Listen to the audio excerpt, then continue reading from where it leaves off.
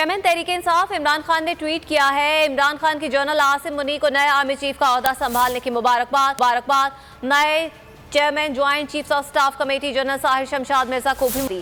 امید ہے نئی لیڈرشپ اعتماد کے خسارے کو ختم کرنے کے لیے کام کرے گی۔ عمران خان نے اپنے ٹویٹ میں لکھا کہ ریاست کی طاقت اس کے لوگوں سے حاصل ہوتی ہے۔ عمران خان کی جانب سے اہم ٹویٹ کیا گیا ہے۔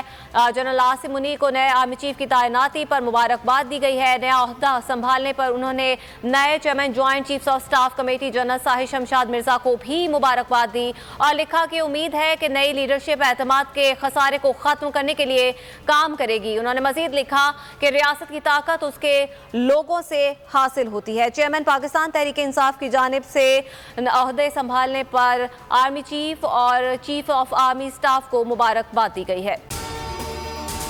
اگر آپ کو یہ ویڈیو پسند آئے تو لائک پر کلک کریں۔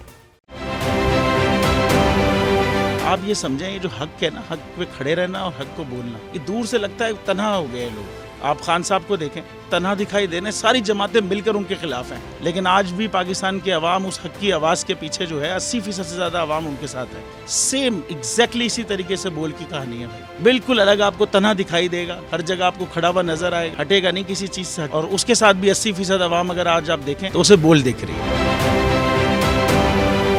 جعلی کیس ہے نا، یہ ہم پہ اس وقت بنائے گئے تھے جب حکومت یہی تھی، انہی لوگوں کی حکومت تھی نا، اور یہ جعلی کیس، ان کو میں نہیں کہہ رہا اس کیس کو جعلی کیس، ان کو پاکستان میں کیا پوری دنیا میں ایک ایسا شکایت کنندہ نہیں ملا، ایک ایسا کمپلیننٹ نہیں ملا جس نے یہ کہا ہو کہ ہمارے ساتھ فراڈ ہوا ہے۔ تو یہ خود ہی بن گئے کمپلیننٹ، اور یہ خود ہی انہوں نے خود ہی انویسٹیگیشن کی، اس کی خود ہی تفتیش بھی کی، یعنی کہ کمپلیننٹ بھی ہے، انویسٹیگیشن آفیسر بھی ہے، اور ان دا اینڈ انہوں نے پھر اس کے باوجود یہ کورٹ میں جمع کرایا کہ جی یہ کیس جعلی کیس تھا، اور اس میں کسی قسم جو کچھ ایگزیکٹ کر رہا تھا سب لیگل۔ یہ میری بات نہیں ہے، یہ ان کے انویسٹیگیشن آفیسر کی بات۔ سب سے زیادہ ویوز اور سب سے زیادہ ریٹنگ کے ساتھ بول آج بھی رہا نمبر 1 پر۔